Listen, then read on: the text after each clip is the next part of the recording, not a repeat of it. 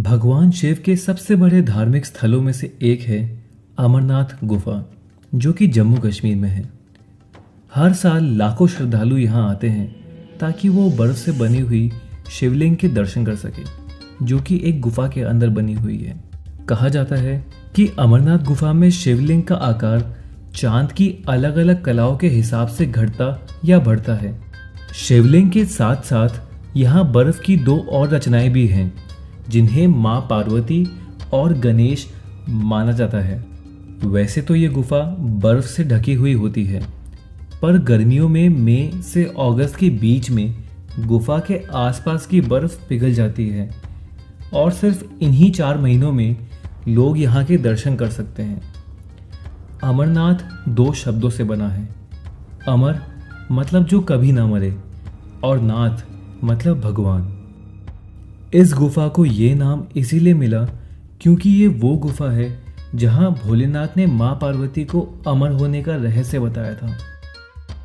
हमारे पुराणों के मुताबिक इस कहानी की शुरुआत तब हुई जब माँ पार्वती ने शिवजी से पूछा कि वो मुंड की माला क्यों पहनते हैं। तब शिवजी ने उनसे कहा कि हर बार जब भी पार्वती जी जन्म लेती है तब वो माला में एक और मुंड यानी कि सर जोड़ देते हैं। तब पार्वती जी ने शिवजी से पूछा कि मुझे हर बार नए रूप में आना पड़ता है और सालों तपस्या करने के बाद आप मुझे मिलते हो, मेरा इतना मुश्किल इम्तिहान क्यों? मुझे भी अमर होने का रहस्य बताइए।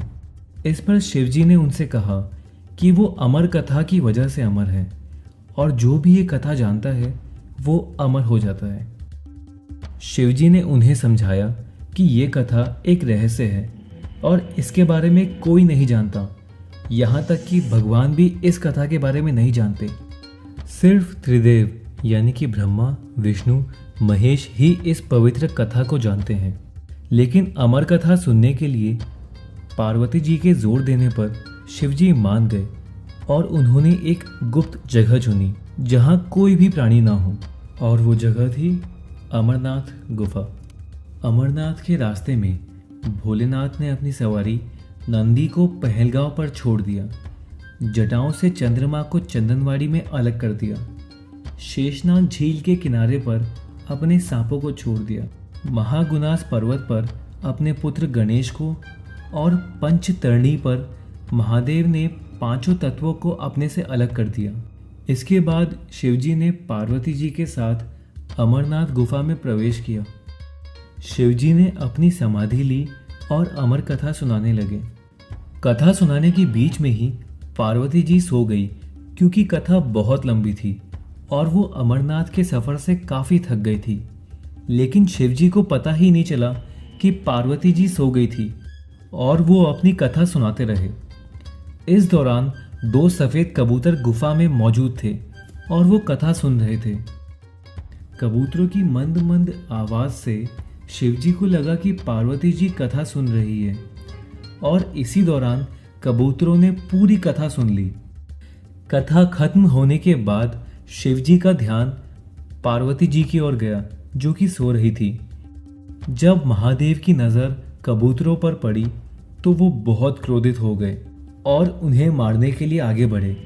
तब कबूतरों ने भोलेनाथ से कहा कि हमने आपसे अमर कथा सुनी है, अगर आपने हमें मार दिया तो अमर कथा झूठी हो जाएगी। इस पर शिवजी ने उन्हें छोड़ दिया और उन्हें आशीर्वाद दिया कि वो हमेशा इस जगह शिव पार्वती के प्रतीक के रूप में रहेंगे। और इस तरह ये गुफा अमरनाथ के नाम से प्रसिद्ध हुई। कहते हैं कि आज भी इन दोनों कबूतरों के दर्शन भक्तों को गुफा में होते हैं। अगर आपको ये वीडियो अच्छा लगा हो तो प्लीज़ वीडियो को लाइक करिए और हमें नीचे कमेंट्स में बताइए, और प्लीज़ इस चैनल को सब्सक्राइब